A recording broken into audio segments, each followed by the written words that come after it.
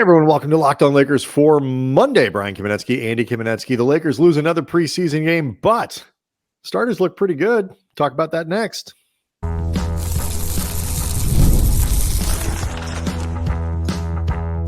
You are Locked On Lakers, your daily Los Angeles Lakers podcast, part of the Locked On Podcast Network, your team every day.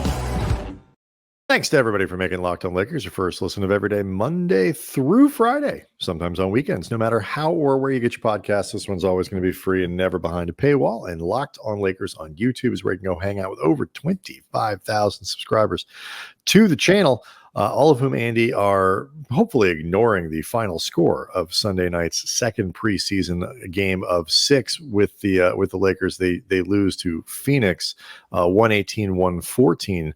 And paying a little bit more attention to the starting lineup, the first half of this game where the starters played, because that was a much better deal. We'll get into that in a second. I want to let everybody know that today's episode is brought to you by FanDuel.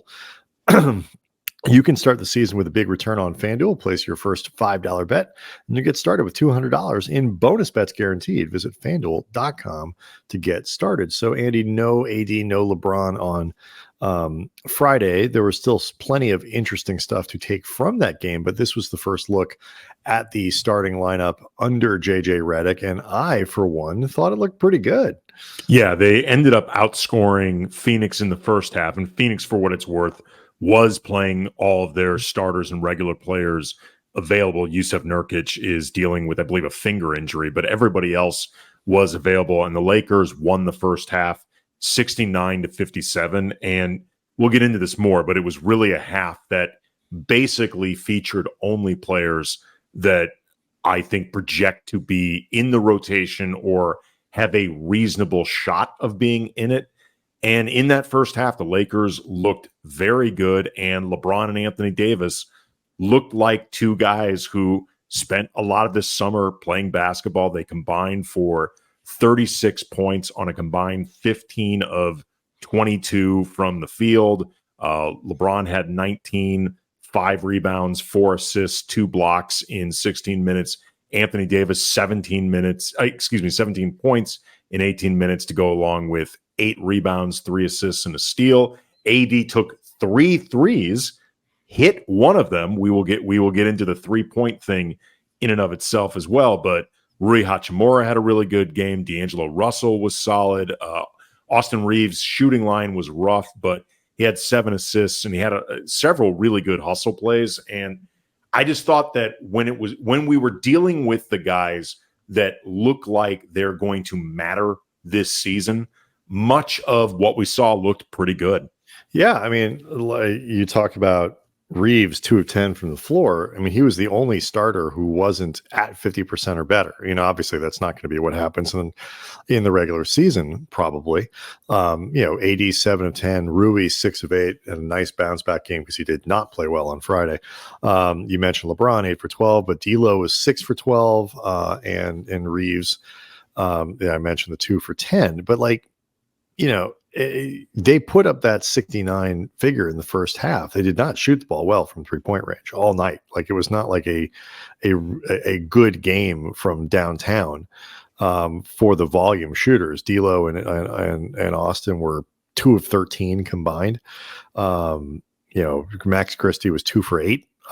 And so this was not a big 3-point shooting night even in that first half, and the Lakers still put up 69 points. And look, it's still early for me to diagnose exactly what's different. I'll certainly let the people who do this for a living and break down film and stuff, get the nuances, because make sure we convey that stuff properly. But little thing, the ball movement, where the shots were coming from, the type of, some creative actions there, where you have, Gabe Vincent diving to the basket in the first half and finishing off a play from LeBron, like just stuff like that, like where you could see, I think, both some, some more, a better level of flow than they had last year, but also I think a level of enthusiasm for what they were doing that wasn't there last year.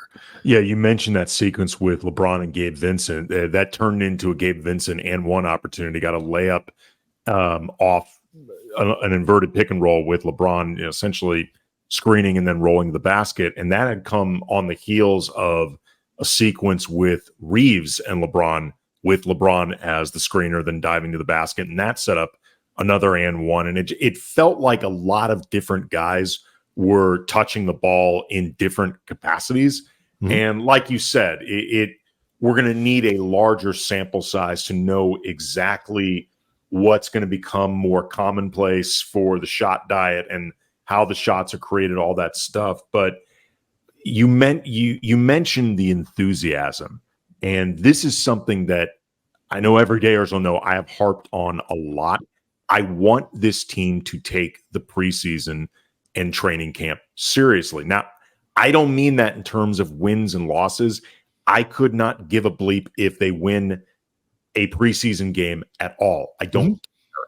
What I care about is how they look in the process and how engaged they seem to be. Does this seem to matter to them? And I tweeted out during the game at Cam Brothers, LeBron and Anthony Davis looked more engaged in this preseason game than I've seen in at least a few years. Mm-hmm. It's been a while. Like, I remember the preseason in the 2020 championship, LeBron and AD were dialed in from minute one of that season. And that is because I think a lot of people, including LeBron, Anthony Davis, but also Frank Vogel, different players on the team, Rob Pelinka, like there were a lot of people that season, because the previous season and the offseason with Luke Walton getting fired, Magic Johnson sideswiping the organization by quitting, like the organization looked like an absolute flippin' mess. Mm-hmm. And there were a lot of people who were under scrutiny. And I think they reacted with a very appropriate seriousness. And it's felt ever since then like the preseason has contained very little to none of that. And I think it is important in terms of using the time wisely, because once the season begins, you don't get nearly as much time to work on things. But also, too, you lay a foundation that, contrary to the Lakers' ethos of it's all about championships and we don't care about the regular season, you either win the title or it's a waste of everyone's time, blah, blah, blah. You get to win a championship by and large through the work you do in the regular season, unless you are one of those teams that is so good, like, incarnations we saw the Kobe Shaq teams that were just so much better than the rest of the league that they could crap away the regular season and it just didn't matter. This group, if nothing else, has not shown that they are capable of doing that. So I like seeing them treat this period like it actually matters. Yeah, and I think, I don't like making everything a referendum on Darvin. And I don't think this was a Darvin issue at all. No, this went on well before I'm going Darvin with this was there. You can have a conversation about fair, unfair, what was Darvin's fault, what wasn't Darvin's fault. One thing I think, though, is very clear is that had the Lakers come into this season with Darvin still as their head coach, it would have been a problem. And, part of, I think, the enthusiasm, part of, I think, of this energy that is described, and, Bronny, who we'll get to in a second in the context of him and LeBron having at least their preseason debut playing together. Bronny kind of let the cat out of the bag last week when he said, the energy has been really good, the vibes have been really good, compared to last year, from what I've been told. But by nobody in particular. I never heard about this stuff over the dinner table during Taco Tuesday. I just, or just like people talking, like guys talking not even from his dad, but like, although I know, but just I'm sure there's plenty from his dad, but like people talking in the facility, like since he's been there, like it reminded me a little bit of like when Andrew Bynum used to say stuff that he just clearly wasn't supposed to say, and it was great. But which was every day. Bronny was sort of saying out loud the inner monologue of the team, and again, fair, unfair to Darvin doesn't matter. Would have been impossible. And so I think some of that enthusiasm that we're seeing is a function of fresh start, new coaching staff, but also I think some of the stuff that the approach that the new coaching staff is taking. You mentioned the rotation and what it looked like in the first half. I think that is directly related to what I'm talking about, what we've been talking about leading up to this preseason opener over the course of this weekend. We'll get to it next. Locked on Lakers is brought to you by BetterHelp. October is the month where we celebrate wearing masks and costumes, but some of us feel like we are wearing a mask and a costume more often than we want to at work and social settings, around our family. And therapy can help you learn to accept all parts of yourself so you can take off the mask, be yourselves. Masks are for Halloween fun, not for our emotions. Spooky season should not feel like it's a year-round event. And I can personally speak to how therapy helped me and my family during a really difficult period, helping us learn the best ways to communicate, make compromises without feeling unsatisfied or unheard, to learn to become the best version of yourself and how to think beyond your own perspective, not just for yourself, but for the people in your life. And if you're thinking of starting therapy, give BetterHelp a try. It's entirely online, designed to be convenient, flexible for your schedule. Fill out a brief questionnaire to get matched with a licensed therapist, and you can switch therapists anytime for no additional charge. Take off the mask with BetterHelp. Visit BetterHelp.com/LockedOnNBA today to get 10% off your first month. That's BetterHelp, HELP.com/LockedOnNBA. So we spent some time, Andy, talking about the starting lineup and how JJ Redick decided to not treat it like a state secret and basically announced who the starters were before they even got to training camp. And before we even got to his press conference with Rob Pelinka. You asked him last week, why did you do that? And in part, he's like, because it wasn't that hard to figure out. Like, guys are going to know what but also too, clarity. And, the rotation, I thought in the first half, obviously some people are missing. Christian Wood isn't there and Jared Vanderbilt isn't there. But, for the guys that they had available, the rotation looked like the rotation that you would have in the regular season. And I think that is important. It's another sign of not trying to overcomplicate or overthink things, and this goes to the vibes that we're talking about, that Bronny revealed, was a major criticism of the staff last year. So they just made simple things too complicated.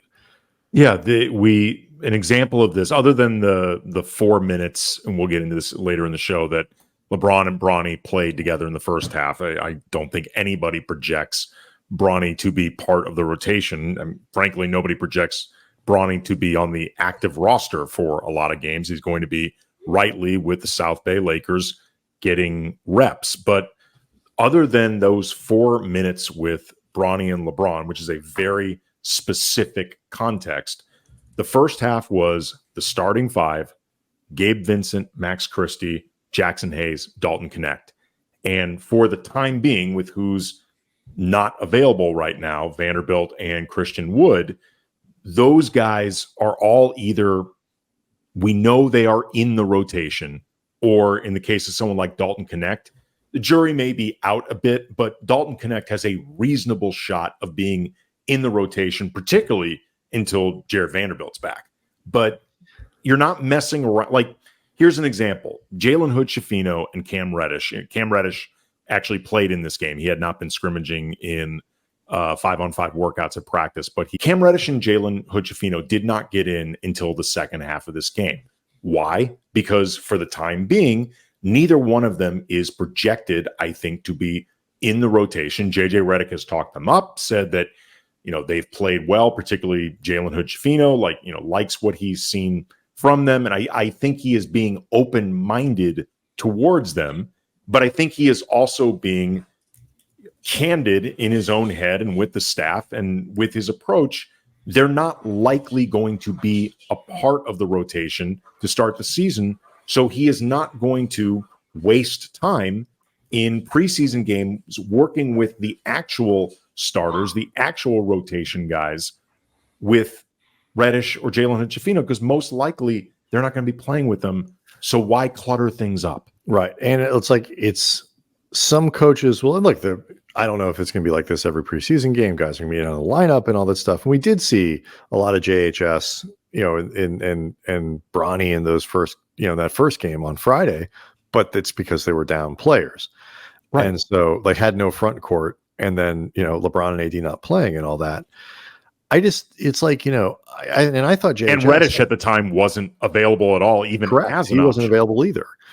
And so, I mean, I thought JHS played another pretty good game. Like I thought, he looked comfortable. Like, and these are all very encouraging signs from him. But he's not going to leapfrog Gabe Vincent in the pecking order in training camp. Like, it is not going to happen. There is no amount of awesomeness that JHS could produce in camp and in the preseason, and terribleness that Gabe Vincent could produce. And by the way, Vincent was fine. Barely played on Sunday. But look, man, even from a really cynical perspective, if the Lakers want to have the full trade value for Gabe Vincent, they cannot have Jalen Hood-Schifino start the season ahead of him in the rotation. The guy has beyond the on-court stuff. They signed him to play. He didn't get a chance to play last year. He's probably going to have. We'll talk. I think we should set aside some time to talk about this before It's like it could be a slow beginning to the season for a guy who functionally has not played for a year.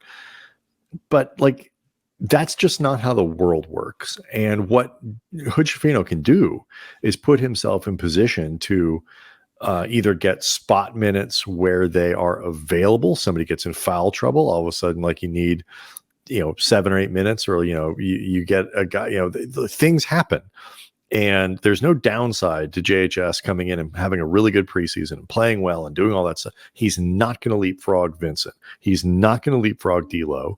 He's not going to leapfrog Reaves. There is no path for him to have playing time with the starting unit on a regular basis, or even the top reserves on a regular basis. So don't do it.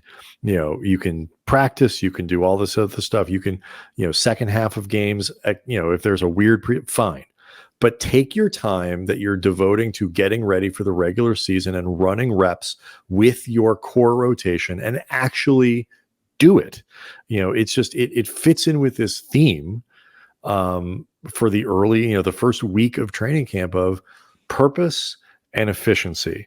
And again, I'd have to go back and look, Andy, and see what did Frank Vogel do with his rotations in the preseason to, maybe I'm remembering certain things wrong, and see what Darvin did. Well, I'll tell you one thing I remember from the one and only season that Frank Vogel coached Russell Westbrook, that first year with Russ, they didn't spend nearly enough time in the preseason with LeBron, AD, and Russ on the court at the same time. That's one thing I remember, and I don't know if that's a Vogel thing, a Russ thing, a LeBron thing, an AD thing, how you would divvy up the blame pie on that. But I remember at the time thinking, the F are we doing? It's an approach. This is a complicated thing to figure out. Why are we not doing anything now? That was, I think, a matter of not taking, just sort of not thinking you needed to take the preseason so you could ease your way into the year. There are a lot of, you have these options of taking of how you're going to handle things. And okay, sometimes at the time they make sense. That one didn't. I think both of us spent a lot of time going, why are they doing it this way? But so again, it's not immediately the new coaching staff, awesome, old coaching staff sucks. That's not what I'm trying to get at here, but it is a thing that makes sense. So go hard, be very engaged for that 24 minutes. We're asking the starting lineup to play together.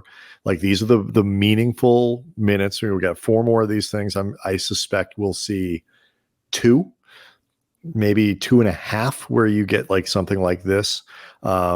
1 full dress rehearsal, and maybe 1 couple halves of games where you see what they did. So overall, probably 2 more games worth of what the Lakers expect to see at the start of the regular season over these last 4 games. But let's use that time wisely. We're going to have an hour in practice. We're going to go really hard. And, this is the stuff that needs to be done for Redick to establish credibility with his players, because as much as I think guys are impressed with his intellect, they all know he's not done this before. And so if he comes out and they're on board, they clearly, I think they're all bought in. I think they were happy to make a coaching change, if nothing else. But they're humans and they're professionals, and I suspect there's at least part of them that was reserving a little bit of judgment until they see a couple weeks of training camp. So, I mean, these first couple weeks, using their time wisely, showing efficiency and some smarts in how you operate a game, how you operate a practice, really important. The book on JJ Redick is still being written in real time, and thus far it is a pamphlet in terms of its length, and it would be very premature for either one of us or anybody watching or listening to this show to say they know how volume 1 this season is going to end. But in terms of what we have seen and the hints that we've gotten in terms of how Redick wants to approach the season, I like what I'm reading so far in this pamphlet. I am willing to make a declaration about this, and I want to get your opinion about this declaration about JJ Redick and how good he's going to be. I will ask you to evaluate it next. Locked On Lakers is brought to you by FanDuel. NFL fans, you can enjoy the season with a big return on FanDuel, America's #1 sportsbook. So let's say you get a hunch in the middle of the game. You're anticipating every play before it happens. You are feeling really good about how things are going to shake out. You can confirm what you're feeling by checking out the latest stats, viewing live play-by-play, and so much more on the same page where you place your bets on FanDuel. And you'll get started with $200 in bonus bets guaranteed when you place your first $5 bet. Plus, we are getting closer to the 24-25 NBA season kicking off, and our friends at FanDuel have options for you. As of this recording, the Lakers are 35-1 to win the title. Anthony Davis 150-1 for MVP. LeBron 200-1. Anthony Davis 25-1 for Defensive Player of the Year. Dalton Knecht 10-1 for Rookie of the Year. Max Christie 150-1 for MVP. That's FanDuel.com. We'll get to Bron and Bronny here in a sec. Here's my declaration. We talked a little bit. I think it was last week about that CBS coaches rankings where JJ Redick was 30th because not enough information given. I am absolutely, after 2 preseason games and a week of training camp, willing to say that at the end of the season, if they make these rankings again, he will not be the 30th ranked head coach in the NBA. There you have it. I'm willing to say that he's going to be somewhere higher than that. Well, if nothing else, he's going to be higher than that because someone's going to get fired mid-season. And the Lakers, I don't care what JJ Redick does, the Lakers cannot afford to fire a guy mid-season. No. They simply can't. Metaphorically and literally. Yeah, they cannot afford it. Honestly, if JJ Redick quit for whatever reason, they have to lock him in the facility. They can't let him leave. He has to stay. He's got to. I'm willing to say after a week that this is not the worst coach in the NBA. Okay. I am confident in that. Let's talk about Bron and Bronny. So the beginning of the second quarter, Redick substitutes Bronny James Jr. Into the game so he and LeBron could play together to start the second quarter. It is obviously a preseason historic moment of the two of those guys playing together. It lasted about 4 minutes. LeBron Sr. tweeted out after the game, that was surreal. I assume he meant playing with his son. He wasn't specific. I like how they did it. I like that they kind of got a run at it in the preseason. I like the choice of when, but mostly it is. For all the conversation about Bronny and his place in the league, whatever, it is pretty cool to see the two of them play together. It's interesting when they took the floor together to open the second quarter, and they played together about 4 minutes, and then subbed out within 30 seconds of each other in the second quarter. I will admit I was a bit surprised that it happened in the preseason for the first time, just because I thought everybody involved would err on the side of, for lack of a better way of putting it, showmanship, and save this history for when the games officially count and when the history is most notable. But then it was pointed out to me on Twitter by Flyest Hamster that it was Bronny. Is that his Christian name? I didn't ask, not my business. The information was more important to me. This game, it was Bronny's 20th birthday. So that I don't know. I don't know if that influenced anything or not. But if it did, that makes a lot of sense, and why LeBron and Bronny and the organization would feel compelled to do this in a preseason game, because beyond the significance of those two playing together, it happens to be taking place on a literal milestone for Bronny. You know, it is one more year around the sun for him. And you're right. It means a ton to both of them. Like, many players have commented on how much they can see what this means to LeBron. You know, Anthony Davis, for example, who is very close with LeBron and has had the longest relationship with LeBron of anybody on this team. And if I were to guess, knows Bronny the best of anybody on this team, probably by a pretty wide margin. He's known Bronny since he was probably like 14, 13, maybe even younger. Like, it's probably kind of surreal for somebody like AD, much less his father. Yeah. So it is cool to see. Like, people, I've mentioned before that there's an element of manufacture to it, and I think that's true. But that doesn't mean that the emotions involved with all this, whether for them or for people watching it, can't be real. Many things can be true at the same time. It is just worth pointing out again, LeBron's professional career began before Bronny was born. Like, you know, when people talk about things that you'll never see again, I mean, look, it happened in baseball, you know, the Griffies, you know, I don't know if there's other examples. I can't think of it, but like for baseball, but like, I guess it's possible. Like, but like something like this is, I'm going to say it's not going to happen again. It's certainly not in my lifetime. I'm not expecting it. And so, like, what is required for like something like this to line up is nuts. And so, and I get it. Like, there are questions. People are going to ask questions. You and I even disagree a little bit about this with Bronny and like his place in the league and how he got here and all these other things. But like, to have a father who's good enough to play this long, who also became a father at a young enough age. Like, LeBron became a father. He was probably about 22. 19, 20, something like that. Yeah, 20, 21. I mean, so he was a very young... Mathematically, it had to be about 20. Yeah, you're right. About 20, which is a pretty young age to become a dad. Like, there are, as you were saying, there are a lot of things that need to line up just to make this feasible. One of them is like, I mean, literally becoming a father at a young enough age. And you need to have a son who, whether you think Bronny is a real NBA prospect or not, still has to be credible enough to like get drafted, like play.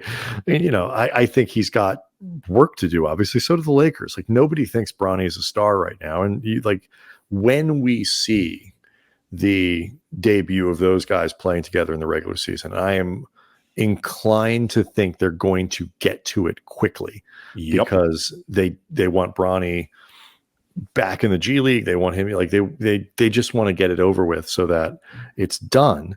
I think it'll be something similar to how they did it, you know, on Sunday, where they open a quarter, where they don't make it as Redick said, they try to make it as seem as non-gimmicky as possible, put it within the flow of play as much as they can, so that it is as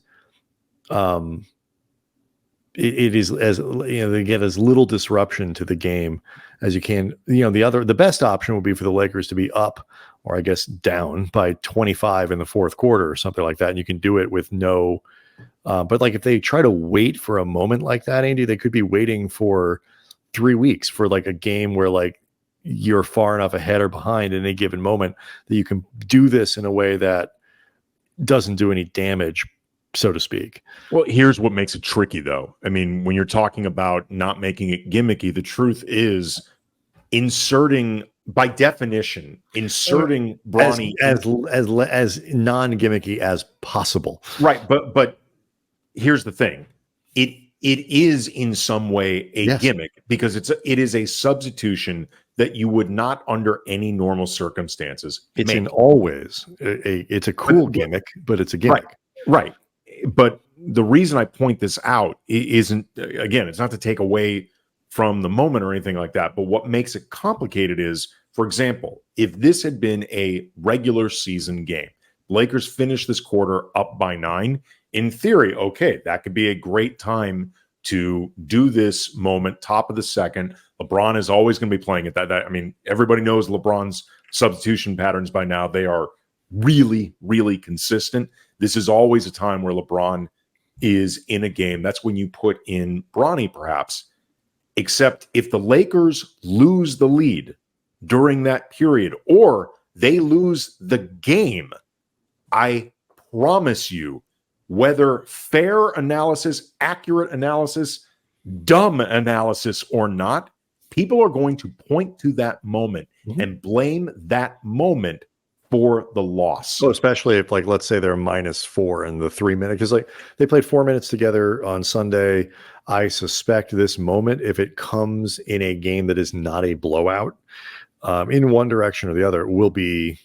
But this similar. It'll be 2 minutes. It'll be 3 minutes. But even that is it's the NBA, man. Teams can go on a 6-point run in 2 or 3 minutes, and like if they're minus, you're 100% right. But I also think it's just like it's one of these things you have to be willing to absorb it. And I think the faster you can get it out of the way, the faster you can have that conversation if it doesn't go well in those first couple minutes, and you can then kind of move on. Because I really I know there are people who think otherwise, like LeBron is pulling the strings on this, and like Bronny's going to be like demanding play. Like, no, we are not going to see him. Like, once this happens, if guys are healthy, Bronny James is going to be in the building, I think, for a lot of the the home games and stuff, but it's otherwise going to be entirely with the G League, and that's it. Like that's what's best for Bronny. Of course it is, and like he is a developmental player, and they're going to go, and like at this point, I would put more stock in Bronny developing into a legitimate NBA player in one way or than I would Maxwell Lewis, who didn't play in this game at all. Yeah, I just noticed that. I was looking at the box. He did not play in this game. And so, like, he looked terrible in Friday's game. He really did. So it's like, which one of those guys is, who are on the roster, or do I think is like, if I had to put one of them on the floor right now, I'd put Bronny on. It wouldn't even be close. Oh, it's Bronny 100 times out of 100 right now. I'm not saying Bronny would crush those minutes, but he'd probably struggle with them. But if I have to play one or the other right now, it's Bronny, and it's not even close. Because what Bronny can do, and there's a little bit of like the Castleton thing, is like, and again, this is not me advocating for the Lakers to actually do this, but he will see the correct play. He will make the correct pass. He will understand the right rotation. He'll do that stuff, and Lewis won't. And so, and I hope Lewis comes around and he's still got time and and all that stuff. But like, I'm not. The early returns from year 1 to 2 are not great. No, it wasn't that great in the summer league either. So I am excited to see it happen, because it is legitimately, I think, a cool thing. And then I'm excited for it to be done. And I think that's exactly how the Lakers are going to handle it. There's no way, like you said, though, to do this in a real game that isn't awkward. Because like you say, definitionally, Bronny shouldn't be in the game unless it's a giant lead in the fourth quarter. I mean, really, the way to do this, it won't feel any less gimmicky, but it will just be the lowest stakes way possible, is if there's a blowout, preferably a win, because I think it'll feel kind of dumb to do it in a loss. But if there's a blowout win happening, have LeBron do the very unusual thing of play, in the last 4 or 5 minutes of a blowout. I think that would be ideal. Right. And I understand that there could be certain risks to that, whatever. Like if LeBron got hurt during whatever, but I'm telling you, you don't want this moment to happen in a loss. Mm-hmm. You just don't. Or in anything that could be interpreted that way. So plenty more to get into over the course of the week as the Lakers continue in the preseason, and we'll see who plays and when. But early returns, I think, are pretty good in these first couple games over the weekend. Locked On Lakers on YouTube is where you can go hang out with over 25,000 subscribers to the channel. Make another Locked On podcast your second listen of the day, like Locked On NBA, like Andy, I believe, is on the most recent episode. So, and then make sure to check out tonight, Lakers Talk, Andy hosting on ESPN LA 710 from 7 to 9 p.m. every Monday. Pacific time. Yes, we will see everyone Tuesday.